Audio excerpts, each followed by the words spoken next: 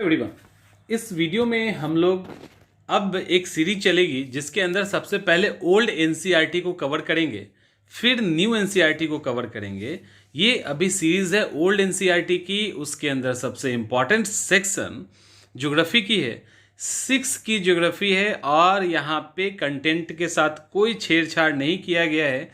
Original content आपको provide करवाया जाएगा, कट एंड पेस्ट कुछ नहीं। जो भी उसके अंदर लिखा हुआ था वही यहाँ पे होगा, और हमने कुछ अलग से नहीं किया है। तो मेरा मकसद यहाँ पे है कि एक एक चैप्टर्स करके आपका ओल्ड जो एनसीईआरटी है उसको समाप्त कर दे। इसके अंदर हम लोग 2 चैप्टर को उठाए हैं, हमारा सौर मंडल में पृथ्वी, और एक और है मानचित्र वाला।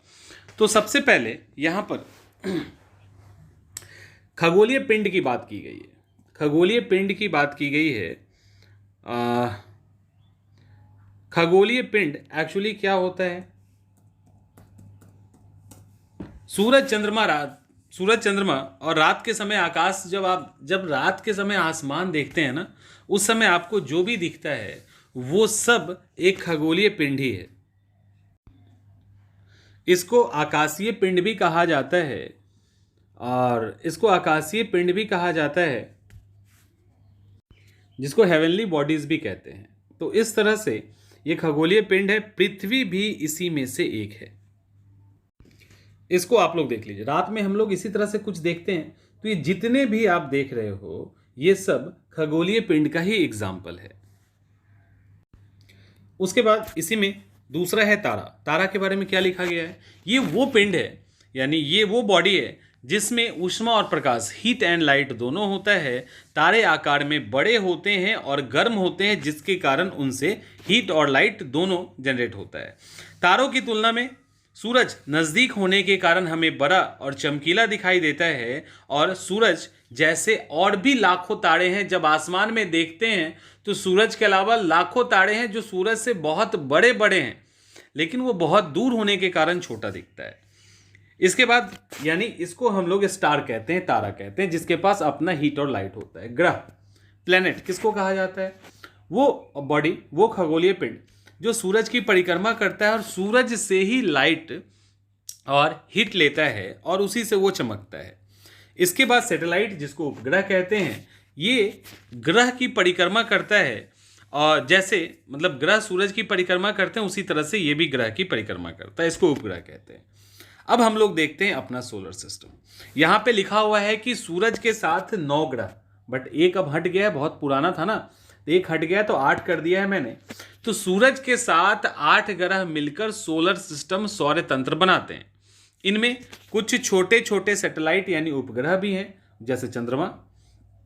सूरज सौर मंडल के सेंटर में, केंद्र में होता है, सबसे बड़ा है, और पृथ्वी से लगभग 10 लाख गुना ये बड़ा है। पूरे सौर मंडल के लिए ऊष्मा और प्रकाश यानी हीट और लाइट का ये सोर्स है, और पृथ्वी से सूरज लगभग 15 करोड़ किलोमीटर दूर है। और यहाँ पे ये भी लिखा हुआ है कि जो लाइट की गति होती है वो 3 लाख किलोमीटर प्रति सेकेंड होती है। उस स्पीड से सूरज के लाइट को यहाँ पहुँचने में लगभग 8 मिनट लगता है। 8 मिनट 20 सेकेंड लगता है, बट यहाँ पे 8 मिनट लिखा है।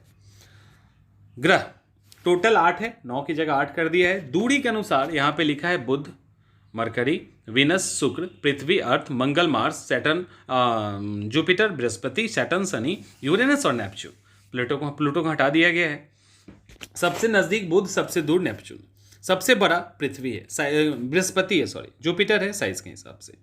उसके बाद यहाँ पे क्षुद्र ग्रह की बात की गई है। क्या होता है ये, कहाँ से?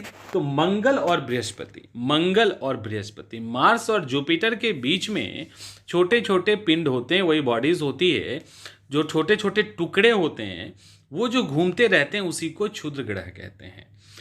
ये भी सूरज की परिक्रमा करते हैं, और ये उसी ग्रह के टुकड़े होते हैं जो जिनका जन्म के बाद विस्फोट हो जाता है, तो उसी से ये बिखर जाते हैं, और बिखरने के बाद ये उसी सर्कल के अंदर, उसी ऑर्बिट में घूमते रहते हैं। यहाँ पर ध्यान रखिएगा कि ग्रह जो भी होते हैं वो सूरज की जब परिक्रमा करता है तो दीर्घ वृत्ताकार पथ पे परिक्रमा करता है, कुछ इस तरह से स्ट्रक्चर होता है, ठीक है। और जिस डायरेक्शन में वो परिक्रमा करते हैं उसको कक्षा कहा जाता है, इंग्लिश में उसको ऑर्बिट कहते हैं। सभी ग्रह सूरज की एंटी क्लॉकवाइज यानी पश्चिम से पूरब की तरफ जो है परिक्रमा करते हैं, पश्चिम से पूरब की तरफ, जिसमें यूरेनस और शुक्र यानी वीनस और यूरेनस एक्सेप्शन है, जो पूरब से पश्चिम की तरफ परिक्रमा करता है। इसीलिए यहाँ पे जो सूर्योदय और सूर्यास्त होता है वो उल्टा होता है, सूर्योदय पश्चिम की तरफ, सूर्यास्त पूरब की तरफ होता है। इसके अलावा और सब जिस डायरेक्शन में परिक्रमा करते हैं उसी डायरेक्शन में मूव भी करते हैं। रोटेशन और रेवोल्यूशन दोनों सेम ही होता है, पश्चिम से पूरब की तरफ। जैसे जैसे ग्रहों से सूरज की दूरी बढ़ेगी वैसे वैसे उनका रोटेशन पीरियड, परिक्रमण काल भी बढ़ जाता है। बुध सबसे नजदीक है तो 88 दिन लगता है, पृथ्वी बीच में है तो 365 घंटे और 365 दिन और 6 घंटे लगते हैं। तो जो भी सूरज से जितना नजदीक होगा वहां पे गर्मी अधिक होगी, जो दूर होगा वहां गर्मी कम होगी। नेपच्यून सबसे ठंडा है इस हिसाब से।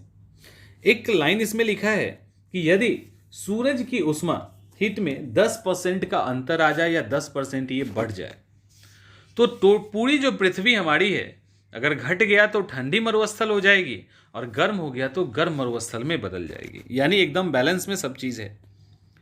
पृथ्वी से दूरी के हिसाब से पृथ्वी सूरज से दूरी के हिसाब से तीसरे स्थान पे है और साइज के हिसाब से 5वें स्थान पे है। और पृथ्वी की जो बनावट है वो वीनस यानी शुक्र ग्रह के समान है। पृथ्वी के बारे में कहा जाता है सोलर सिस्टम का अकेला ऐसा ग्रह है जहां पे लाइफ संभव है। लाइफ संभव है और इसको ब्लू प्लेनेट भी कहते हैं, क्योंकि जब स्पेस से कोई देखता है पृथ्वी को तो वो ब्लू दिखता है। ब्लू दिखने का कारण यहाँ पे पानी का होना है, तो इसीलिए इसको ब्लू प्लेनेट भी कहते हैं।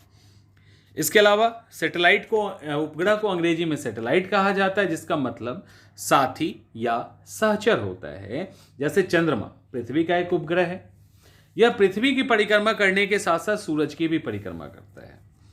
तो उपग्रह जो होता है वो अन्य ग्रहों के साथ साथ सूरज की भी परिक्रमा करता है। बुध और शुक्र को छोड़ दीजिए, बुध और शुक्र को छोड़ दें तो सभी के एक या एक से अधिक उपग्रह हैं, लेकिन बुध और शुक्र का कोई भी उपग्रह नहीं है। ग्रहों की तरह उपग्रह में भी कोई अपना प्रकाश नहीं होता, ये भी सूरज से ही प्रकाश लेते हैं। चंद्रमा क्या है? मून पृथ्वी का एक मात्र उपग्रह है और इसका जो डायमेंशन है, व्यास है, वो 1/4 है पृथ्वी के। नजदीक होने के कारण ही ये बड़ा दिखता है, क्योंकि 3,85,005 किलोमीटर दूरी लगभग इसकी है।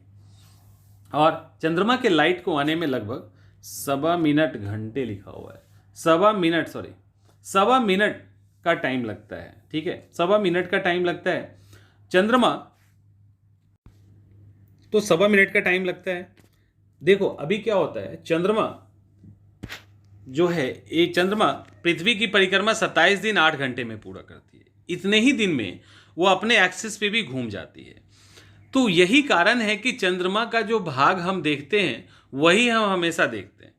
जो भाग अभी चंद्रमा का हम अभी देख रहे हैं यही हमेशा देखते हैं। इसके पीछे कारण है कि अपने एक्सिस पे भी और पृथ्वी का भी चक्कर ये एक ही टाइम में लगाती है, जिसके कारण हम हमेशा उसका एक भाग देख पाते हैं, दूसरा भाग हमेशा हमसे छिपा रहता है। चंद्रमा पे ना कोई पानी है ना कोई हवा है, दिन में बहुत गर्मी, रात में बहुत अधिक ठंडी हो जाती है और धरातल भी उसका बिल्कुल असमतल है। इसके बाद पृथ्वी कहाँ? यूनिवर्स के अंदर। पृथ्वी हमें इतनी बड़ी दिखाई देती है, ये एक्चुअली इतनी बड़ी है नहीं। अभी इसको आप ऐसे देखिए, ये आप देख रहे हैं हमारे सामने प्लेनेट है। इस प्लेनेट में ये पूरा, ये तो सोलर प्लेनेट है, ये ब्रह्मांड के अंदर है। ये एक्चुअली इसके अंदर, ये हमारा सोलर प्लेनेट कुछ इससे ज़्यादा नहीं है और इसके अंदर हमारी पृथ्वी कहाँ है? आप अगर इसको देखो तो हमारी पृथ्वी यहाँ पर है, तीसरे पोजीशन पे। ठीक है, कितनी छोटी है। इस सोलर प्लेनेट के अंदर ही आप इसको देख सकते हैं कितनी छोटी है। यूनिवर्स में एक इस तरह से एक पॉइंट के जैसा ही हमारी पृथ्वी है, यूनिवर्स के अंदर एक पॉइंट के जैसी है और यहाँ पे छोटे छोटे कण की जैसी है और ये सोलर मंडल के अंदर एक छोटा सा मेंबर मात्र है। ऐसे लाखों तारामंडल हमारे सोलर सिस्टम के अंदर है। हमारे सोलर सिस्टम में लाखों तारामंडल हैं जिनको मंदाकिनी कहा जाता है। ठीक है, जिनको मंदाकिनी कहा जाता है और हमारी मंदाकिनी का नाम आकाश गंगा है। ठीक है, ये जो है आकाश गंगा है। आकाशगंगा है ये बिल्कुल सर्पिला इसका शेप है, तो ये भी याद रखना है। और इस तरह की लाखों मंदाकिनियां होती हैं और लाखों मंदाकिनियों से ब्रह्मांड का निर्माण होता है, ब्रह्मांड का निर्माण होता है। और जो खगोलीय पिंड है ना, इसके अंदर जो भी खगोलीय पिंड है, जैसे मान लो ये सोलर सिस्टम है, इसके अंदर ये है, ये है, तो जो भी खगोलीय पिंड होती है एक्चुअली उसके पीछे दूरी इतनी ज़्यादा होती है कि उसको हम लाइट ईयर में मेजर करते हैं, लाइट ईयर में मापते हैं। एक लाइट ईयर का मतलब है एक साल में प्रकाश के द्वारा तय की गई दूरी। तो आप समझ सकते हो कितना दूर हो सकता है, और ऐसे हजारों प्रकाश वर्ष दूर बहुत सारे ऑब्जेक्ट हैं। तो ब्रह्मांड कितना बड़ा है इसका अंदाजा हम नहीं लगा सकते। सूरज के सबसे निकट जो तारा है उसको प्रॉक्सिमा सेंचुरी कहते हैं, जो जिसका लाइट 4 साल में हमारे पास पहुंचता है। तो यही है, मंदाकिनी मतलब तारों के समूह को मंदाकिनी कहते हैं, और ब्रह्मांड। तो ये 2 फैक्ट है। अब इसके बाद हमारे पास एक और, अब हम बात कर रहे हैं दूसरा जो चैप्टर है ना, उसमें लिखा हुआ है ग्लोबल मानचित्र द्वारा ज्ञान, ग्लोब और मानचित्र के द्वारा ज्ञान। एक्चुअली ये हमारा दूसरा चैप्टर है, ग्लोब मानचित्र के द्वारा ज्ञान। इसके अंदर ग्लोब क्या होता है? एक्चुअली ग्लोब एक मॉडल है जो पृथ्वी का मॉडल है, और मानचित्र क्या होता है? पृथ्वी के धरातल या उसके किसी भाग की चपटी सतह पर किसी पैमाने के अनुसार प्रदर्शन। यानी जब हम पूरा उसको फ्लैट कर देते हैं, इसको कुछ ऐसे देखिए, ये हमारा ग्लोब है, और इस ग्लोब में आपको यहाँ पे ओशन भी दिख रहा होगा, यहाँ पे मेडागास्कर दिख रहा है, यहाँ पे पानी है, यहाँ पे पानी है, सब कुछ दिख रहा है। लेकिन यहाँ पे इसको देखिए, ये क्या है? एक्चुअली ये है फिजिकल, ये है लाइब्रेरी ऑफ कांग्रेस, देखो लिखा हुआ है, ये एक फिजिकल मैप है, और ये फिजिकल, एक्चुअली ये पॉलिटिकल, ये एक पॉलिटिकल मैप है। आप देख सकते हैं यहाँ इंडिया, यहाँ चाइना, यहाँ मंगोलिया, कजाकिस्तान, इस तरह से ये एक पॉलिटिकल मैप है। और ये जो है फिजिकल मैप है, फिजिकल मैप है जिसके ऊपर पहाड़ पठार मैदान दिखाया जाता है। यहाँ पे देखो पहले तो ग्लोब और मानचित्र। पृथ्वी की आकृति क्या है? गोल है। तो इस आकृति को दिखाने के लिए हम जिस मॉडल का यूज करते हैं उसको ग्लोब कहते हैं। ग्लोब पर महाद्वीप, महासागर की आकृति और आकार बिल्कुल साइज सही दिखाया जाता है। ग्लोब पे जो दूरियां होती हैं और डायरेक्शन होता है वो भी बिल्कुल सही होता है। पर ग्लोब पे रोड, रेल, गांव, शहर, इन सबको एज इट इज नहीं दिखाया जाता, इसीलिए इसको हम चपटा कर देते हैं और हमारा फ्लैट मैप तैयार हो जाता है जिसको मानचित्र कहते हैं। तो ये चपटा करते हैं, लेकिन हम इसको जो चपटा करते हैं ना, एक्चुअली फ्लैट जो करते हैं, चपटा का मतलब फ्लैट करना पॉसिबल नहीं है, क्योंकि फ्लैट करने से हमारा जो नॉर्दर्न और साउदर्न पोल है, उत्तरी दक्षिणी ध्रुव है, वो भी अधिक फैल जाता है, जितना है उससे ज़्यादा फैल जाता है। तो इसके कारण से हम अनुपात तो खराब हो जाता है, लेकिन कुछ चीज़ों को बिना मानचित्र के हम नहीं दिखा सकते, क्योंकि मानचित्र पे ही हम उसको सही तरीके से प्रदर्शित कर सकते हैं। जैसे भारत, जैसे कोई भी दुनिया है, उसमें पहाड़, पठार, मैदान, इन सब को हम दिखा सकते हैं, देश की सीमाएं दिखा सकते हैं। तो देश का सीमा जहां पे आप देखते हो, India, Pakistan, Nepal, Bhutan, America, London, तो वहां उसको हम पॉलिटिकल मैप कहते हैं। और जिसपे पहाड़, पठार, मैदान, घास का मैदान, ये सब दिखाते हैं, उसको हम प्राकृतिक मैप कहते हैं। तो इस तरह से दोनों अलग है। मानचित्र में कुछ ना कुछ लिखा रहता है, कोई ना कोई कहानी होती है, लेकिन उसको समझना होता है, उसके लिए कुछ टर्म्स का यूज करते हैं और उसका इंडिकेशन वहीं पे दिया रहता है। जैसे अगर ट्रेन को गुजारना है ना, तो ऐसे ऐसे ऐसे करके पटरी दे दिया जाएगा। रोड को गुजारना है तो ऐसे रोड रहेगी। नदी को दिखाना है तो इस तरह से ब्लू कलर में दिखा दिया जाएगा। मानचित्र में आप कोई भी मैप देखेंगे तो ऊपर की तरफ उत्तर दिशा, दक्षिण, नीचे की तरफ दक्षिण, दाएं हाथ में पूरब, ईस्ट, और बाएं हाथ में आपको पश्चिम नजर आएगा। तो इस तरह से डायरेक्शन तय करते हैं।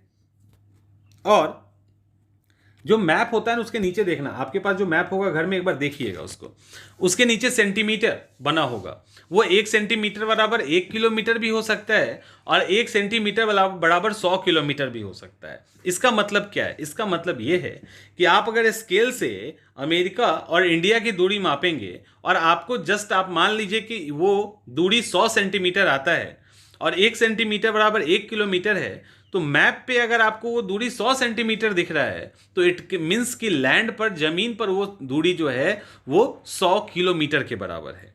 तो 1 सेंटीमीटर बराबर 1 किलोमीटर भी हो सकता है और 100 किलोमीटर भी हो सकता है, जो चाहे वो हम रख सकते हैं।